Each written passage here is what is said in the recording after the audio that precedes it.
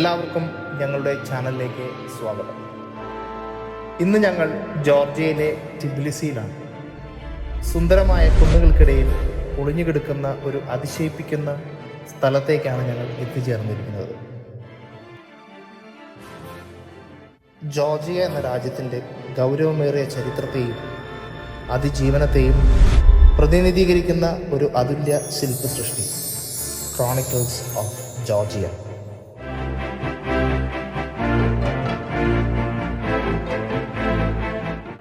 ടിബിലിസിയിലെ mount കീനി എന്ന കുന്നിൻ മുകളിൽ ഉയർന്നു നിൽക്കുന്ന സ്മാരകം. ഇത് ഒറ്റനോട്ടത്തിൽ കാണുമ്പോൾ തോന്നും ഇതെന്തോ വലിയ സ്റ്റാച്ചു ആണെന്ന്. പക്ഷേ കുറച്ച് സമയം ചെലവഴിക്കുമ്പോൾ മനസ്സിലാകും ഓരോ ശില്പങ്ങളും ടെല്ലിങ് എ സ്റ്റോറി.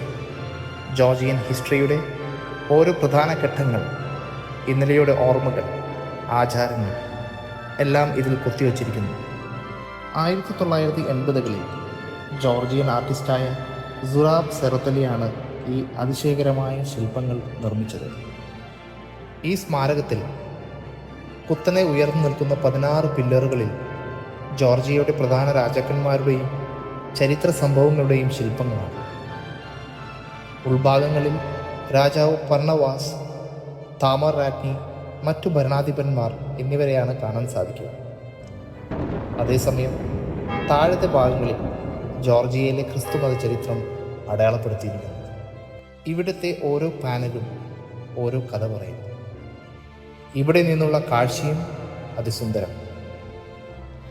ഇവിടെ എത്തുമ്പോൾ ആദ്യം നിങ്ങളെ ആകർഷിക്കുന്നത് അതിൻ്റെ ഭീമാകാരമായ ശില്പങ്ങൾ മാത്രമല്ല, അവിടുത്തെ കാഴ്ചകളും പ്രകൃതി ദൃശ്യങ്ങളുമാണ് മനസ്സിൽ ഇടം പിടിക്കുന്നത്.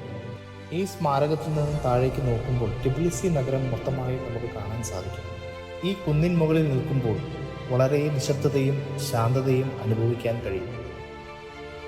ചുറ്റും കാടുപോലെ തോന്നുന്ന പ്രകൃതി ദൃശ്യങ്ങൾ, വണ്ടികളുടെ ശബ്ദമില്ലായ്മ, ഇളം കാറ്റ് എല്ലാം ചേർന്ന് നമ്മെ ഒരു തിരക്കില്ലാത്ത ലോകത്തേക്ക് നയിക്കുന്നു. ക്രോണിക്കിൾസ് ഓഫ് ജോർജിയ എന്ന ഈ സ്മാരകം ജോർജിയ രാജ്യത്തിൻ്റെ കല്ലിൽ കൊത്തിവെച്ചിരിക്കുന്ന ഒരു തീരാത്ത കഥയാണ്.